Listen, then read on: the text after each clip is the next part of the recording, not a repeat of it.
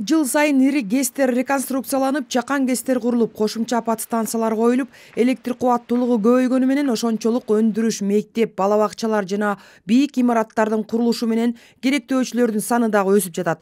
Өзгөчө Борбор калаанын ар тарабындагы жаңы курулуштарды электр жарыгы менен камсыздоого энергетиктер болушунча аракет кылууда. Бишкек шаарынын түштүк-чыгыш тарабына акыркы жылдары курулуштар өтө көп түшүп жаткандыгына байланыштуу электр энергиясы өзгөчө кышкысын колдонуулар көп болгон мезгилде жетишсиздиги байкалып жаткан. Кыштан жарык ачык чыгуу үчүн энергетика министрлиги 110 жогорку чыңалуудагы киловольттук көмөк чордонду куруп ишке киргизди.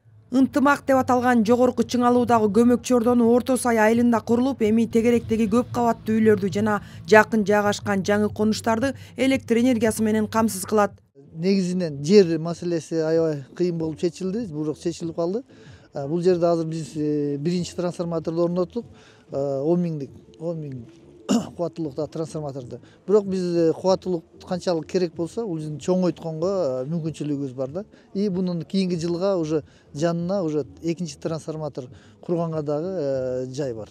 И линия дагы бар. Ал эми жаңы ишке берилген Аккула жогорку чыңалуудагы көмөк чордону болсо эски ипподромдун аймагына курулуп, жал жумушчулар шаарчасы ипподром райондорунда жайгашкан керектөөчүлөрдү, ошондой эле жаңыдан мамлекеттик ипотекалык негизде салынып жаткан үйлөрдү электр энергиясы менен камсыздайт. Жылдан жылга бул керектөөчүлөр көбөйүп атпайбы?